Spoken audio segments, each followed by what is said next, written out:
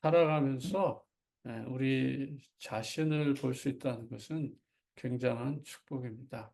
그래서 내가 아, 누구인지를 알 수 있을 만큼 저와 여러분이 하나님의 자녀된 이 신분을 가지고 있는 것이죠. 이것이 우리의 정체성인데 하나님께서는 그래서 우리 자신에게 속지 말라는 거예요. 우리 스스로 속지 마라. 하나님은 정말 우리에게 긍휼을 베푸시잖아요. 그렇기 때문에 저와 여러분이 자신에게 속지 않으면 분명하게 하나님 자녀된 이 축복을 누릴 수 있습니다.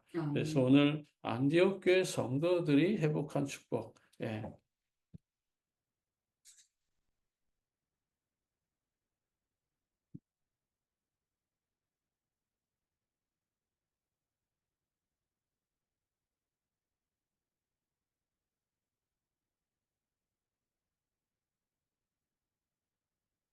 이 안디옥 교회 성도들이 이 회복한 축복에 대해서 우리가 좀 생각해 봐야 됩니다. 지난주에도 한 번 했잖아요.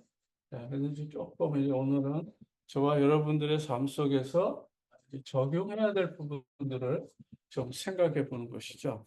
그래서 어떤 환경에 있어도 우리가 하나님 주시는 예,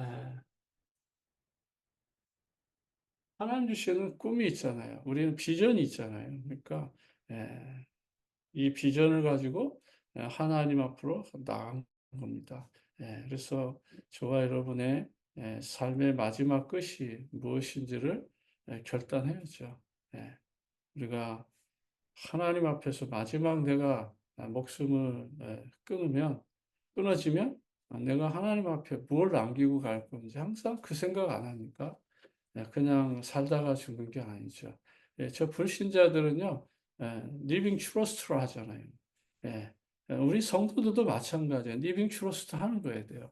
왜냐하면 이 죽기 전에 다 유언장에 남기고 어떻게 할 거라고 하는 것을 이미 깨어 있는 사람들은 다 그렇게 합니다. 예, 이거 세상 방법에도 미국에서 리빙 트러스트가 있어요. 윌이 있단 말이에요. 그냥 죽는 게 아니에요. 어느 날 그냥 죽잖아요. 그러면 이게 굉장히 복잡해져요. 재산 관계가 자녀 관계 뭐 아니면 상황들 여러 가지 복합적으로 매여져 있기 때문에 죽고 난 다음에 이것이 뭐 시간도 많이 걸리고 해결하는데 법원까지 오고 하면서 하는 것들이 그런데 리빙 트러스트를 해놓으면 그것도요. 예, 쉽게 하는 리빙 트러스트가 있고 아주 어려운 리빙 트러스트가 있어요. 그러니까 뭐 구체적으로 뭐 예를 들어서 이것은 누구에게, 이것은 뭐 누구에게 이렇게 딱 지명해 놓고 아니면 그게 싫으면 영구적으로 그냥 영원히 팔지 못하고 이걸 어떤 단체에다가 딱 고정시켜 가지고 영구적으로 하는 이런 리빙 트러스트가 있습니다. 이걸 해 놓은 거하고 안 해 놓은 거하고 그 집 문서에 당사자가 죽고 난 뒤에 이런 복잡한 문제들이 생긴다는 거예요. 미국에서. 한국도 마찬가지잖아요. 유언장을 남겨놓은 거하고 안 남겨놓은 거하고.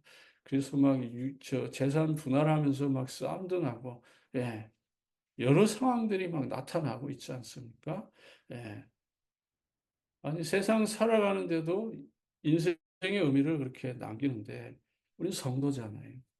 언약의 백성이고, 그러면 죽고 난 뒤에 하나님 앞에 뭘 남기고 갈지를 항상 저는 생각하는 겁니다. 그것이 바로 우리의 소망이죠. 우리의 마음이고 중심인 거죠. 하나님의 마음을 시원케 할 수 있다는 거, 예, 그게 바로 저와 여러분들이 해야 됩니다. 무엇을 가지고 하나님의 마음을 시원케 할 것이냐. 예? 하나님 우리를 창조하시고 우리 인간이 하나님 앞에서 근본됨이 무엇이냐고 물어보잖아요. 응? 칼빈은 기독교 강요 첫 번째 뭐라고 말하죠? 거기서 인간의 삶을 중심에서 너 자신을 알아야 된다라고 하죠. 선인들이 말한 자신을 알아야 된다라고 이렇게 말하죠. 우리에게 주어진 이 삶의 균형 속에서 우리 자신을 알아간다는 거 굉장히 중요하죠. 그래야 세상에 속지 않는 거예요. 자신을 알아야 우리는 세상에 속지 않는 거예요. 예. 내가 알아지는 만큼 세상을 알게 되는 거니까 세상에 속지 않아요. 그래서 하나님의 자녀들은 세상을 뛰어넘어서 사는 거잖아요. 아멘. 네. 그러면요, 예, 결국은 뭐죠? 이 세상 나라, 이 세상 나라를 주관하는 자가 있단 말이죠. 그게 바로 사단이에요. 그래서 우리는 사단에게 속지 않는 거예요. 네. 하나님의 나라와 사탄의 나라의 지금 대결 구도에서 항상 흘러가고 있는 거잖아요. 예. 빛이 있으면 어둠이, 생명이 있으면 사망이, 예. 죽음이 있으면 부활이. 이게 항상 대립적인 관계 속에서 우리의 신앙생활은 흘러가는 겁니다. 유대교에서는 예, 정말 자신들을 모르는 거죠. 진짜 자신들을 모르는 거예요. 왜? 자신들만 선민이라고 생각하니까. 다른 사람들은 다 뭐죠? 예, 개예요. 짐승이에요. 자신들만 사람인 거예요. 이게 유대교의 사상입니다. 그러니까 저 예수님이 비유적으로 말하잖아요. 누가 저 사마리아 사람의 진정한 이웃이냐고. 예. 거기에 관원도 지나가고 유대인 랍비도 지나가고 다 지나가는데 아무도 돌보지 않아. 왜? 난 깨끗하니까. 거룩하니까. 나는 하나님의 백성이 감히 더러운 걸 어떻게 만져 이거죠. 정말 진정한 예, 이웃은 누굽니까? 예. 여러분 한번 생각해 봐야 돼요. 근데 저 사마리아 땅에 아무도 가서 전도하지 않아요. 왜요? 거기는 더러운 백성이라고 생각하니까. 저 암몬 모압 족속이라고 생각하니까. 갈 필요가 없다 이거예요. 예. 그들은 그렇게 개처럼 짐승처럼 죽는 게 마땅하다라고 생각하는 거예요. 그런데 복음을 받은 빌립이 가잖아요. 아무도 가지 않는 그 현장에 가는 거예요. 아무도 가지 않는 그 현장에 수가성에 예수님 가는 것처럼 저와 여러분은 자신이 누구인지를 정확하게 유대교를 통해서라도 발견해야 돼요. 지금 저들이 전쟁하는 이유가 뭐예요? 우리가 떳떳하고 저들이 잘못했더라고요. 전쟁의 승패는 없지만 그렇지만 왜 우리가 전쟁을 해야 되는지 이유와 목적이 분명히 있는 거예요. 우리는 그냥 육신의 혈과 육의 전쟁이 아니기 때문에 우리 영적 전쟁을 하는 것이죠. 가장 무서운 게 뭐예요? 네.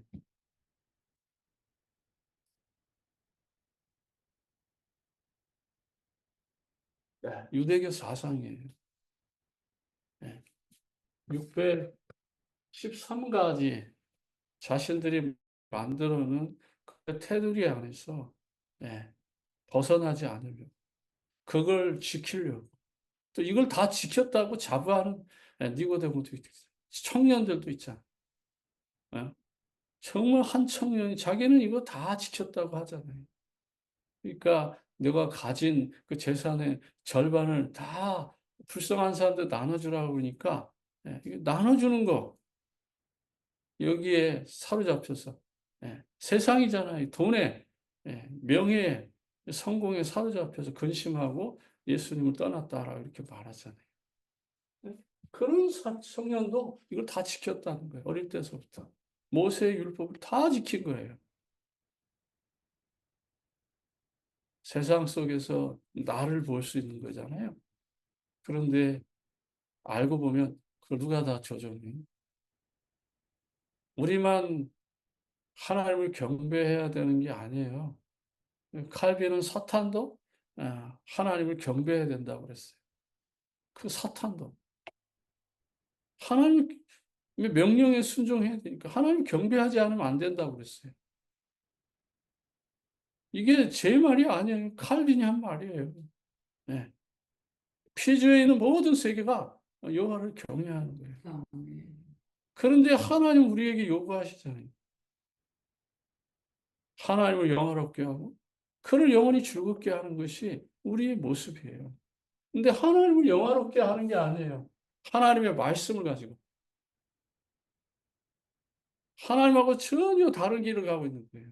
그래서 이스라엘 백성들이 저 애굽의 노예로 400년, 430년 가까이 저 아수르에, 저 바벨론에, 예? 주변 국가에 포로로 끌려가고 속국이 되고 노예가 돼도 그거 못 깨닫는 거예요. 왜? 우리만 선민이라는 이 사상이 빠지니까. 나라 없이 2000년 동안 방황을 해도 저들이 못 깨닫는 거예요. 이게 무서운 거예요. 근데 이걸 누가 조종한다고요? 예. 하나님 주권 속에서 사탄이 조종하는 거예요. 사탄이 이스라엘 백성들을 죄악 가운데 빠지게 하고, 예? 범죄하게 하고, 예. 타락하게 만들고, 그리고 어느 날 고통이 가해지면 또 그들이 선지자들을 보내서 회개하고 돌아오게 만들고, 또 그들의 죄를 제사장 앞에 예? 짐승이나 양이나 염소, 곡식 이런 것을 가지고 와서 그들의 죄를 사함받고,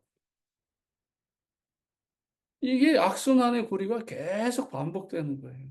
그렇게 이스라엘 백성들이 2000년 동안 나라 없이 방황하던 그 상황을 그들은 아직도 못 깨닫고 있는 것이죠. 왜 그래요? 율법적 믿음이기 때문에. 율법이 나쁘다는 게 아니에요. 지금 율법적 믿음이라는 거예요. 다시 말하면 종교적인 믿음이라는 거예요. 예. 하나님이 원하는, 하나님이 원래부터 이스라엘 백성들에게 약속했던 그 언약이 중심이 아니고 그들은 율법이 중심인 거예요. 분명히 하나님께서는요, 예, 너희를 내가 제사장의 나라를 만들겠다고 약속하셨어요. 그 제사장의 나라를 만들겠다고 약속하신 것이 뭐예요?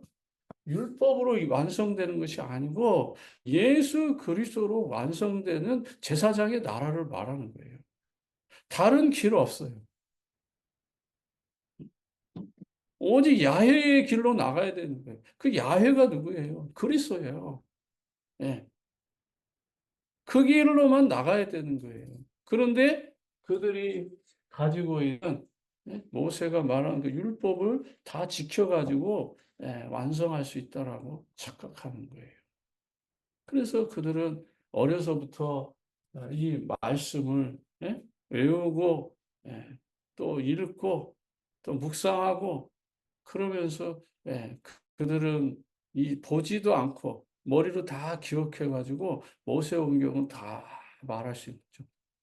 뛰어난 민족이죠. 예. 성경을 암송시키면 머리가 좋아진다는 거. 예. 또 성경을 읽으면 지혜로워진다는 거. 저는 제 그 삶을 통해서 충분히 저는 경험했어요. 우리 두 자녀를 키우면서 저는 이 성경을 읽고 암송시키고 한다는 것이 얼마나 사람의 생각과 이상을 뛰어넘게 하는지 저는 경험했잖아요. 율법의 믿음.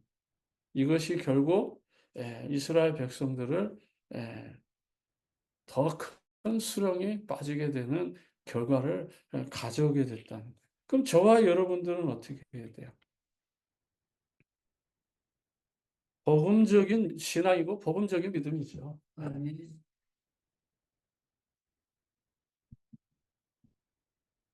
그래서 율법과 복음은 다른 거예요. 저와 여러분이 이 복음적인 신앙생활을 할 수 있는 은혜가 있는데 이거는 은혜예요. 그렇죠? 지금 율법은요. 노력이잖아요. 조금 더 구체적으로 보면 이건 행위예요, 행위. 예. 은혜로 이루어지는 거예요, 복음. 예. 그래서 이거는 바로 행위가 아니라 생명이 중심이죠. 다른 거예요. 예루살렘 교회는 바로 유대교 사상에서 율법, 노력과 행위로 뭔가 이뤄보려고 합니다. 전통을 자랑하고 숫자를 자랑하고 뭔가 그들이 가지고 있는 배경을 자랑했어요. 그러나 이 안디옥 교회는 그 어마어마한 로마의 압제 속에도 그들에게 적당한 세를 납부하고 그리고 자신들의 종교를 지켰어요. 타협한 거예요. 그러나 안디옥 교회는 로마의 그 압제 속에서 핍박을 받잖아요. 클라우디 때의 어마어마한 그 칙령, 유대교 로마 안에 있는 모든 유대인들은 다 떠나라. 예. 로마 사람하고 유대 사람하고 결혼을 했어도 다 떠나라. 하여튼 유대인들하고 연결된 모든 사람들은 이 로마시에서 다 떠나라는 거예요. 다 추방시켰어요. 이게요, 어떻게 보면 억울한 것 같잖아요. 근데 이게 하나님의 계획인 거예요.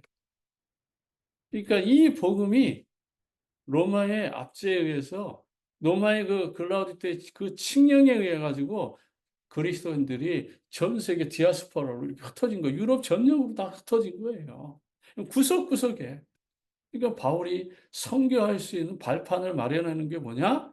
바로 이런 칙령이라 이 말이에요. 그러니까 고을부마다 전혀 예상치 못한 곳에 그리스도인들의 제자들이 남겨져 있다. 대한민국도 마찬가지예요. 이 미국 저 내바다 끝에 어느 집이 예수 그리스도를 믿는 집이 돼. 상상도 못한 곳에 예? 지금은 얼마나 될지 모르지만 예? 거의 뭐 1,000만에 가까운 예? 예. 한국 사람들이 전 세계에 흩어져 있다고 하잖아요. 말도 안 되는 숫자죠. 예. 그 숫자를 다 헤아려 보면 저와 여러분은 이 미국까지 왜 오셨어요? 과연 여기서 뭘 남기기를 원하셔요? 한번 생각해 보세요. 대한민국 땅을 떠나서 여기 왔는데 과연 여기서 뭘 하길 원하시요? 예? 말은요 잘해요 다. 예. 실천을 안 하는 거예요. 예수 그리스도 너무너무 잘 알아요. 그러나 그리스도인으로서의 하나님을 영화롭게 하고 그를 영원히 즐겁게 하는 거에 과연 얼마만큼 순종하며 사느냐 이게 중요한 거잖아요. 예. 오늘 저와 여러분은 복음적인 생각, 이 복음적인 믿음이라는 것은 복음적인 생각을 말하는 거예요. 바로 내가 은혜로 살고 있다는 하나님이 주신 생명 가운데 내가 살고 있다는 것, 그걸 깨달을 때 하나님은 더 큰 응답이 우리에게 회복되는 줄 믿으시기 바랍니다. 그러면요, 하나님이 주신 일꾼이 있고 현장이 있어요.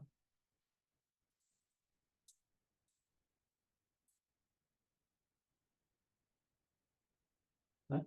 하나님이 주신 일꾼과 현장이 있다는 거예요. 네, 사도행전 3장에 보면, 네? 3장 1절과 7절에 보면, 정말 이런 현장을 하나님 우리에게 보여주셔요. 예, 소망 없는 인생. 그렇죠? 지금 소망 없이 살아가는 수많은 인생이 있어요. 안진뱅이처럼 아무것도 할 수 없다라고 생각하는 절망 가운데 빠져 있는 사람들이 있다라는 겁니다. 네. 두 번째는요, 사도행전 8장 4절과 8절에 버려진 현장.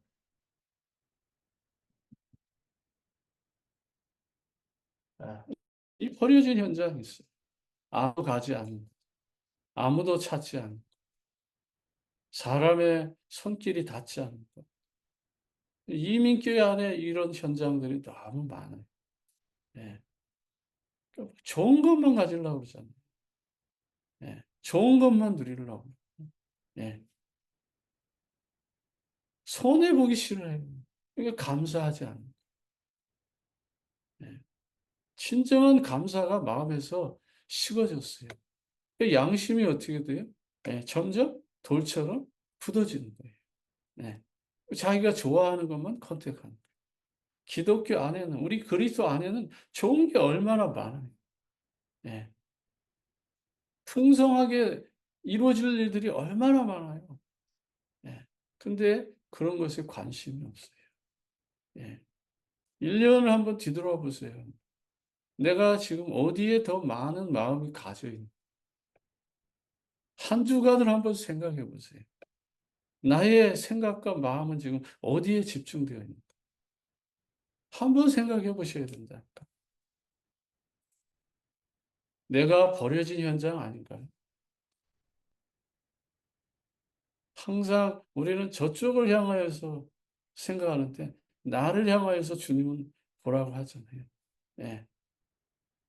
그래서 우리가 이 버려진 현장을 알아야 내가 버려졌던 인생이라는 걸 알아야 내가 참혹한 인생이었던 걸 알아야 죄인 중에 괴수였다는 걸 알아야 이게 보이는 거예요. 구원의 은혜와 감격과 기쁨을 모르는데 어떻게 전도를 할 수 있겠어요? 내가 억만제약 가운데 빠져 있던 나를 하나님께서 은혜로 나를 살려주신 것을 모르는데 어찌 이 현장이 보이겠냐고요.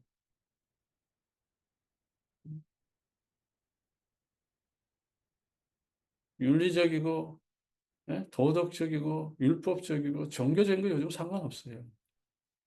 요즘에 그 현대인의 그리스도인들은 그런 기준 없어요. 부모도 없고 가도 없고 예, 정말 동료 의식도 없어요. 나를 향한 만족이 채워지면 그것이 뭐가 됐든지 간에 그 선택해서 가는 거예요. 그게 바로 오늘의 그리스도인들의 모습이에요. 그러니까 전부 다 뭐죠? 개인주의적인 신앙생활을 흘러가는 거예요. 예.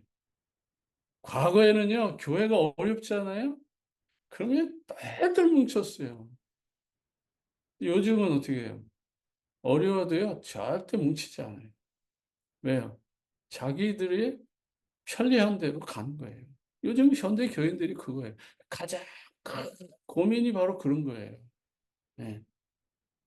교회의 아픔이고 나의 아픔이라고 이렇게 느꼈는데 지금 현대의 그리스도인들은 그렇지 않다는 거예요. 이거 제가 하는 말이 아닙니다. 이미 예, 이런 세미나를 통해서 학술 보고서를 통해서 이렇게 계속 나오는 거예요. 예. 뭔가 이 전에는 바가지 하나라도 이렇게 깨지면은 예, 이 바가지를 다시 어떻게 하든지 본드라도 붙여서 아니면 뭐 실밥으로도 뭐 송곳을 구멍을 뚫어서 철사로 묶어서라도 이 바가지를 다시 잘 이렇게 예? 만들어 가지고 쓰려고 했잖아요. 요즘은 그 바가지가 깨지잖아요. 예. 그럼 버리고 새 거 사면 된다고 하는 생각이에요. 새 거 사는 거 누가 모르겠어요. 그렇지만 깨진 것을 붙이고 예? 또 조각조각 난 것을 다시 치유하고 다시 활용해 쓰려고 하는 이런 예, 주님의 마음이 점점 잃어버리는 거예요. 이 현대의 그리스도인들이 그런 거예요. 그러니까 사람과 대인관계에 부닥치기 싫어하는 거예요. 그러니까 홀로 신앙생활을 하려고 하는 거예요. 그러니까 점점 코로나 팬데믹 이후에 예, 사람들의 모이는 것도 부담스러워하고 그러니까 점점 뭐죠? 가난한 성도는 점점 많아지는 거예요. 네. 지난해 성결교 총회에서 특별히 예, 한국 교회 가난한 성도를 조사했는데 그게 지난 한 9월인가 11월에 조사했을 거예요. 약 200만 명이 넘는다고 합니다. 그건 굉장한 숫자예요. 예. 750만 성도 중에서 가난한 성도가 예? 200만 명이 넘고 있다는 것을 이렇게 보고한 걸 제가 이렇게 봤어요. 그것도 버려진 현장이지만 가장 중요한 것은 우리 자신이 먼저 버려진 현장이라는 걸 깨달아요. 그래서 빌립이 가는 거예요. 가보니까 처참하잖아요. 귀신 들린 자, 병든 자들, 완전 인생 무너진 자들. 그들에게 뭘 전하겠어요? 복음 가지고 간 거죠. 예수가 그리스도다. 예수의 말씀을 그들에게 증거했을 때, 그리스도의 말씀을 선포했을 때 그 현장에 변화가 일어나는 거죠. 치유가 되고 그리스도께 돌아오고. 심지어 예, 빌립을 사마리아로 예, 성령에 이끌려서 갈 때 그 사마리아에서 예루살렘에서 예배드리고 돌아가는 예, 예루살렘까지 와서 1000km가 넘는 그 머나먼 거리를 와가지고 예배드리고 가는 그 사마리아 에디오피아의 넷이 이사야 53장을 읽고 있어도 그게 무슨 뜻인지 모르는 그래서 마차에 타서 빌립이 이사야 53장을 풀어주니까 그분이 바로 예수 그리스도라는 것, 그분이 메시아라는 것을 풀어주니까 그 즉시로 세례받고 떠나가죠. 다른 게 필요한 게 아니에요, 이 시대. 이 버려진 현장에 정말 예수 그리스도, 이 복음이 필요한 것이다. 세 번째는요, 사도행전 9장에 우리가 늘 듣던 말씀이지만 사도행전 9장에 바울 같은 하나님 이런 일꾼들을 하나님은 예배하고 계신다. 그냥 일꾼이 아니에요. 일하는 일꾼 많아요. 그러나 정말 하나님의 그 생명을 위해서 하나님의 그 나라를 위해서 부름받은 일꾼은 많지 않아요. 예. 지금 수많은 목회자가 있고 수많은 교육자가 있지만 예. 나를 위해서 사는 일꾼들은 많아요. 예.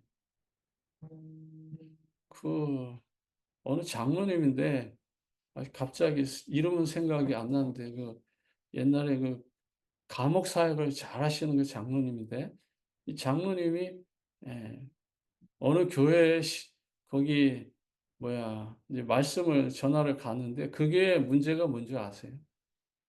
목사님 아들을 자녀를 둘이나 예, 유학을 보낸 거예요. 시험이 걸려서 그 교회가 지금 막 이렇게 어렵다는 거예요. 하나를 이제 교회가 어려운데도 한 사람을 보내서 이제 돌아왔어요. 그랬더니 두 번째 자녀를 또 보내겠다 그러니까 교인들이 난리가 나서 지금 시험에 빠져 있다 그러면서 그 말씀을 하더라고요. 바로 교회의 수준이 그런 거예요. 목사의 수준이 그 수준인 거예요. 예. 아이를 유학 보내는 걸 제가 말하는 게 아니에요. 교회의 상황과 현실에 맞게끔 예, 움직이면 얼마나 좋겠어요. 안 되면 내 돈을 빚을 내서 보내면 되잖아요. 교회 돈으로 그걸 유학시키려고 하니까 그런 문제가 생기는 거 아니겠어요. 예. 그러니까 얼마만큼 소유욕이 강한지를 그 장로님 입을 통해서 그 목사님을 볼 수 있는 거예요. 제가 뭐 그걸 다 아는 건 아니지만 그 설교 속에서 느끼는 게 그거예요. 같은 목회자로서. 예. 자녀를 훌륭하게 키우려고 하는 것은 부모의 마음인데 그걸 누가 그렇게 맡겠어요. 세상 모든 원리잖아요. 그러나 교회의 돈을 써서 그렇게 보내려고 하면 교회의 재정 상태를 생각해야 되는 게 목회자의 기본인데 그 생각하지 않고 둘을 보내려고 하니까 파장이 일어나서 싸움을 하는 거 아니겠어요? 그런 정도로 목회자들이 객관성이 없다라는 주관적으로만 사는 것이죠. 네. 우리는 그런 지도자, 그런 일꾼을 말하는 게 아니에요. 복음의 일꾼 말합니다. 바울을 부르신 목적이 그저 예루살렘 교회 지도자들처럼 대제사장들처럼 서기관 바리새인 율법사들처럼 아니면 어떤 선지자들처럼 부른 게 아니고 그 율법 가운데 율법을 지키며 사는 정말 유대교적인 그런 사람을 부른 게 아니고 하나님의 복음을 전할 수 있는 순수한 일꾼을 부르신 거예요. 그래서 이방인의 사도로 부른 거예요. 이게 다른 거예요. 저와 여러분은 그냥 보편적인 교회의 성도로, 지도자로, 중직자로, 일꾼으로 있는 게 아니고 적어도 노스캐롤라이나라는 이 스테이트 안에서 이방인들을 237개 나라, 즉 5천 종족을 살리는 하나님의 일꾼으로 부르셨다라고 하는 자부심과 긍지가 있어야 되는 거예요. 그게 없잖아요. 그러니까 매번 어때요? 한계를 넘지 못하는. 예. 그러니까 환경에 따라서 자꾸 인생의 마음이 바뀌는 거예요. 하나님은 사도행전 10장에 분명히 이렇게 갈급한 고넬료와 같은 이런 사람을 준비하고 계셔요. 이 고넬료는 얼마나 갈급한지 자기가 아는 친구들, 친척들을 다 모아놓고 말씀 듣기 위해서 준비하고 있잖아요. 이렇게 말씀을 듣기 위해서 준비하는 사람들 얼마나 많은지 몰라요. 제가 움직이질 않아서 그런 거죠. 멀리서 부르는 사람들이 얼마나 많은지 그 지역에 연결해주고 말지. 진짜 그거 다 찾아가면, 예, 옛날에는 그 다 찾아다니며 사역했지만 지금은 그 사역 못해요. 그러나 제가 어느 선생님 집에 가서 복음을 딱 전했는데 그 선생님 뒤에 수많은 학생들이 쫙 준비돼. 그 다음 주에 목사님이 이게 너무너무 좋으니까 이거 듣고 싶은 사람 제가 다 불러도 될까요? 아이, 부르시라고. 그 다음 주에 그 집 수요일 날 저녁인데 11시에 모이거든요. 밤 11시에 모여요. 그런데 거기에 40명이 딱 차 있는 거예요. 한 사람만 제대로 복음 전하면요. 한 주 만에 40명이 모이는 거예요. 이 고넬료처럼 사명자가 복음 받기 위해서 사람들을 기다리고 있어요. 그게 누구인 줄 아세요? 노영자 선생님이에요. 지금까지도 그분들이 또 그 제자들이 계속해서 그러니까 하나님은 그런 만남들이 있어요. 예. 저 여의도 여고에 갔더니 한 선생님이 학생 3명을 모아놓고 복음 받기 위해서 기다려. 저 영신고등학교 함께 가니까 어떤 선생님이 아이들 넣고 앞에서 종교 동아리 만들어서 7, 80명이 복음 듣기 위해서 기다려.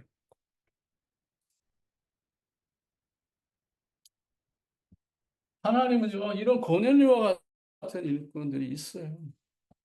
예. 우리가 저 페이필 전도할 때 보세요. 예.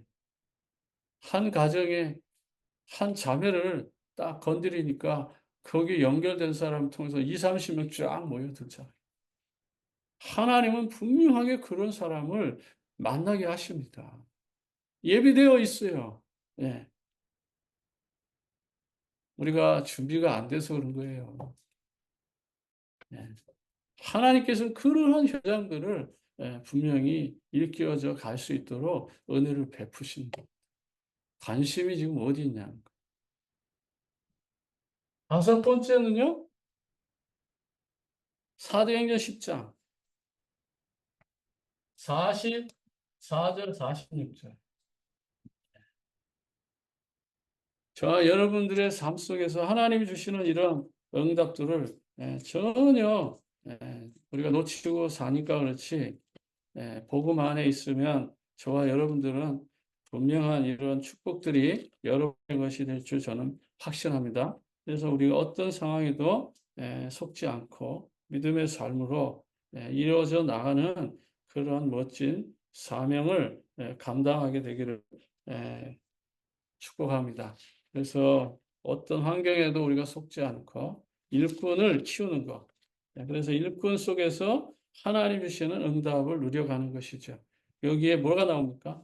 하나님께서는요, 할례 받은 신자들, 이방인까지도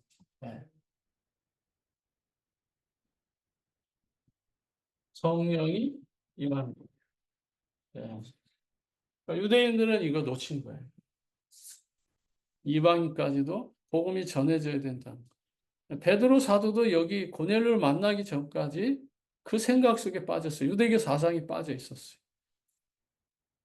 부활을 목격하고 예수 그리스도를 전해서 안전병을 일으킴에도 불구하고 이 베드로 사도는 여기 빠져 있어요. 예. 네 발 달린 등이 쫙 내려오니까 기겁하잖아요. 더럽다 하잖아요. 그럴 때 주의 천사가 뭐라고 하죠? 네가 하나님이 거룩하게 한 걸 네가 어찌 더럽다고 하느냐. 잡아먹으라고 그러잖아요. 뭔가를 좀 생각을 바꾸라는 거죠. 아직도 그 네 발 달린 짐승에 묶여가지고 율법에 묶여가지고 나만 최고라고, 나만 깨끗하고, 나만 거룩하다고 이렇게 생각합니까? No. 하나님 그걸 원하시는 게 아닙니다. 우리를 통해서 이방 세계에 죽어가는 저 영혼들에게 복음 전하기를 원하십니다. 그래서 고뇌를 통해서 베드로가 깨어진 거예요. 아, 하나님은 우리 유대교회에만 머물려고 하는 게 아니구나. 이제는 저 안디옥 교회처럼 이방 세계로 나가야 될 수 있도록 이제 안디옥 교회가 곧처럼 우리가 전도하고 선교해야 되는 거구나. 이것이 바로 예루살렘에만 머물러야 되는 예수 그리스도의 복음이 아니구나. 이걸 이제 깨닫게 되는 거예요. 그러면서 베드로가 더 이제 강력하게 바울을 도왔어요. 바울이 복음 전하는 그 현장을 통해서 일어나는 모든 역사에 방패막이가 되어 주는 거죠. 이렇게 하나님 평하십니다.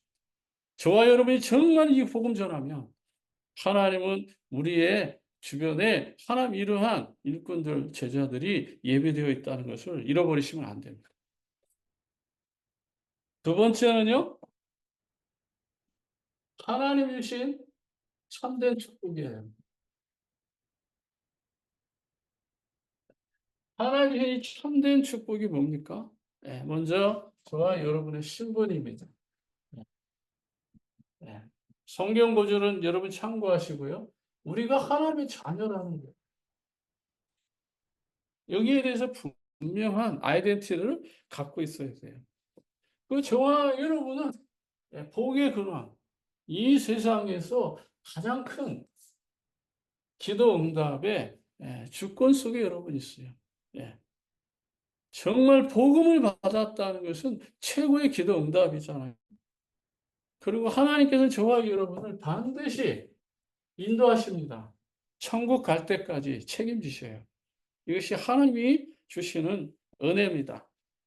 그리고 저와 여러분에게는 권세가 있어요. 예. 예수의 이름을 통해서 우리의 능력이 아니라 예수의 이름을 빌려와서 우리가 기도할 때 또 그 이름을 선포할 때 복음을 전할 때 반드시 사탄의 세력이 무너집니다. 네. 이거는 뭐 부정할 수 없는 거예요. 그래서 바울도 말하잖아요. 주 예수 그리스도 이름으로 명령하는 이 더러운 귀신아 나라. 귀신이 떠나가는 거예요. 네. 우리의 능력이 아니에요. 네. 많은 분들이 하나 착각하는 게 있어요. 저는 뭐 이렇게 안수기도 좋아하진 않은데 안수 많이 하시는 분들 있잖아요. 그래서 안수해가지고 막 병이 낫기도 하고 안수해가지고 뭐 귀신이 떠나기도 하고 별의별 일 다 있습니다. 예. 정말 제가 시골교에서 봤어요. 정말 목사님이 눈물로 기도하니까 이 결핵이 떠나요. 막 뜨거워가지고 뭔가 체험 그런 능력이 있어요. 예수의 능력은 그런 능력이 나타나요. 그러면 그것이 목사님의 능력입니까? 목사님 능력 아니잖아요. 그거 자랑할 만한 거예요? 아니잖아요.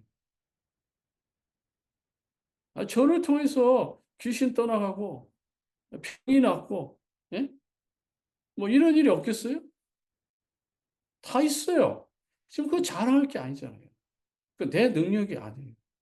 주님을 자랑한다는 건 몰라도 내가 뭐 능력의 사도고 내가 뭐 불의의 사자고 뭐 권능의 종이고 이런 말이 왜 필요합니까? 이게 지금 한국 교회, 미국 교회 이런 현상들이 굉장히 많아요. 이것은요 주님이 원하는 거 아니에요. 주님의 자리에 내가 있겠다는 것이죠. 주님이 나를 사용해 주신 거에 대해서 감사할 뿐이지 내 손에서 장풍이 나왔다고 해가지고 그 내 능력이 아니라 예수 그리스도 능력이라. 예수 그리스도 그의 이름이 위대한 것이지 우리가 위대한 게 아니다. 또 예수의 이름으로 기도할 때 저와 여러분이 위급할 때마다 주의 천사의 보호를 받잖아요. 예? 여기 성경 구절 그거잖아요. 바울이 감옥에 갇혔을 때 성도들이 기도하니까 옥문이 열리잖아요. 쇠사슬이 풀리잖아요. 이거 말하는 거예요. 이거는요, 베드로의 힘도 아니잖아요. 또 바울도 감옥에 들어갔을 때 옥문이 열리니까 감수장이 예? 어차피 죽을 거 내가 내 손으로 죽겠다고 자기를 하려고 하잖아요. 그 옥문을 열어주는 거 누가 열어줘요? 주의 천사가. 그러니까 저와 여러분의 신앙생활의 삶 속에 위급할 때마다 주의 천만 군대, 천만 천사가 보호해 주신다고 하는 거 믿어야 되잖아요. 성경에 있는 거니까. 없으면 모르는데 성경에 있으니까 이걸 믿고 신앙생활하는 게 행복하지 않겠어요? 네. 그리고 저와 여러분이 가는 곳곳마다 하나님의 자녀된 이 나라, 하나님이 주시는 이 나라를 누리는 거예요. 하늘의 배경을 누리는 거예요. 미국 아무리 좋아도요, 하나님 나라의 아래에 있는 거잖아요. 미국이 대통령이 하나님 아래에 있다는 걸 인정하는 거 아니겠어요? 대통령 취임할 때 성경에 손 얹잖아요. 목사님에 따라서 신앙 고백하잖아요. 예. 그게 맞는 거예요. 하나님의 이 중요한 걸 우리에게 주셨어요. 세계 복음화 때문에. 세계 복음화 때문에 이 축복을 저와 여러분에게 주신 거예요. 그래서 우리는 그 사명을 감당하는 것입니다. 세 번째로는요, 저와 여러분들이 이제 조금 빨리 할게요. 안디옥 교회 성도들의 신앙생활, 다시 말하면 이들의 믿음이죠. 이런 모습이 나타나는 거예요. 이런 모습을 만드는 게 아니라 자연적으로 만들어지는 거예요. 억지로 꾸미는 게 아니라고요. 예. 먼저요, 사도행전 11장 21절에요. 21절에 이런 모습은 그냥 나오는 거예요. 사람들이 만드는 게 아닙니다. 거기 뭐라 그랬죠? 주의 손이 그들과 함께. 예.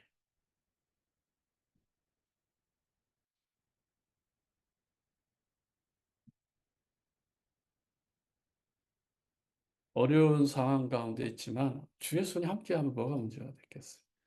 주의 손이 떠나는 게 문제죠. 예. 두 번째는 21절 내가 잘못 읽은 것 같아요. 21절부터 볼게요. 맞나요? 아, 맞네요. 그 다음에 23절에요. 23절 볼게요. 예. 이 하나님의 은혜를 보고. 예. 하나님의 은혜가 보입니다. 예. 저와 여러분 삶 속에 하나님의 은혜가 보여요. 어떻게 보여요? 기도 응답을 통해서. 말씀 사역을 통해서 하나님의 은혜가 임하는 게 보입니다. 예. 지난 한 달을 어떻게 넘어갔는지 몰라요. 근데 하나님 은혜 가운데 싹 넘어가죠. 이게 하나님이 하시는 거예요. 사람이 할 수 있는 일이 아니라고요. 예. 계속 기도하죠. 하나님께서는 이 모든 상황을 어떻게 이끌어 가실지 우리는 계속해서 들여다봅니다. 네? 말씀을 들으면 또 말씀 가운데 거하면 또 말씀을 전할 때 성령이 역사할 수밖에 없어요. 그러니까 하나님의 은혜가 임합니다. 노예로 가 있는 요셉 누가 봐도 다 망한 거잖아요. 저주받은 거잖아요. 그러나 노예 삶 속에서 하나님의 은혜가 보이잖아요. 그게 맞는 거잖아요. 예. 저와 여러분 삶에 하나님의 은혜가 보일 것입니다. 11장 26절이요. 예, 11장 26절에 뭐라고 하죠? 예, 정말 이들이 예, 하나가 됐어. 한 팀이 되니까. 한 팀이 돼서 복음 전하니까 이들을 전부 다 뭐라고요? 그리스도인이라고 인정하는 거예요. 예. 사람들이 저와 여러분을 인정합니다. 아, 저 안디옥 교회 다른 말 하지 않는다. 복음만 전한다. 전도만 한다. 선교만 한다. 그 인정되면 되는 거예요. 사람들이 그 정도로 인정한다는 것은 하나님이 그들의 마음을 움직이셨다는 거예요. 네. 그 다음에 29절 30절. 가장 위기잖아, 위기. 뭐가 위기입니까? 지금 이 시대는 경제가 위기입니다. 지금 미국 뭐가 위기예요? 정치가 위기예요. 네, 경제가 위기예요. 이 사회가 위기예요. 대한민국은 어떻습니까? 뭐가 위기입니까? 여러분의 지금 마음에 가장 큰 위기가 뭐죠? 그 위기에 가장 큰 일을 할 수 있는 거예요. 가장 어려울 때에 가장 큰 일을 하는 거예요. 진짜 헌신이 뭐예요? 진짜 충성이 뭐죠? 진짜 봉사가 뭐죠? 진짜 감사와 진짜 헌금이 뭐예요? 이런 어려울 때 하는 게 진짜 하나님이 복을 줄 수밖에 없는 거죠. 그러니까 안디옥 교회 성도들은요, 저 예루살렘 교회가 어렵다고 하니까 성도들 스스로 구제헌금을 모아가지고 예루살렘 교회를 돕습니다. 왜요? 저쪽에서 이쪽을 도와야지. 어찌 이렇게 안디옥 교회가 저 예루살렘 교회를 돕습니까? 하나님은 안디옥 교회 성도들 이 어려운 가운데 축복하신다. 저와 여러분 삶에 이런 축복이 분명히 회복될 줄 믿습니다. 다시 말하면 진짜 위기 가운데 이것이 위기가 아니라 기회가 되는 것이죠. 그 다음에 결론 있습니다.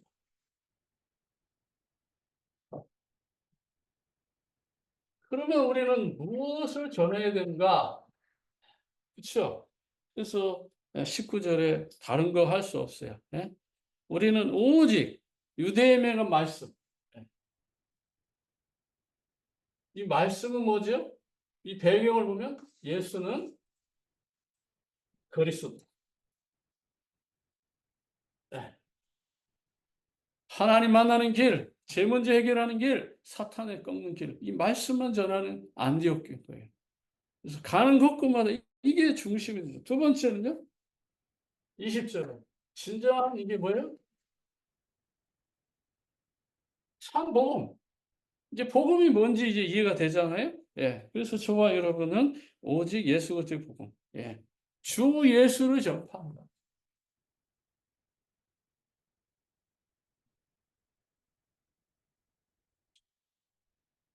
모든 것의 주인이라는 말이에요. 창조주, 구원자를 전한다. 얼마나 멋있어요. 예. 쓸데없는 말 할 거 없이. 하나님께서 하시는 일. 그 다음에 24절에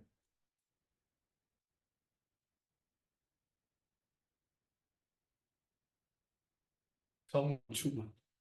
성령이 너희에게 임하시면 너희가 권능을 받고 온 유대와 예루살렘, 사마리아 땅끝까지 이르러 내 증인이 되리라 약속하셨습니다. 안디옥 교회 성도들이 받은 진정한 축복은 다른 것이 아니라 복음입니다. 예수 그리스도라는 이 완전한 복음 가지고 나를 넘어서고 세상을 넘어서고 사탄에게 속지 않고 승리하는 한 주간 남은 생이 되기를 진심으로 축복합니다. 기도하겠습니다. 하나님 아버지 은혜와 사랑을 감사합니다. 예수 그리스도 안에 있는 이 놀라운 축복을 날마다 누리게 하셔서 어떤 환경에도 속지 않고 믿음으로 승리케 하옵소서. 이제는 우리 구주 예수 그리스도의 은혜와 하늘아버지 지가신 사랑하심과 성령의 내주 인도 역사, 교통, 충만하심, 언약 붙잡고 새롭게 시작하는 귀한 하나님의 백성들 머리머리 위에 이제로부터 영원토록 항상 함께 계실지어다. 아멘.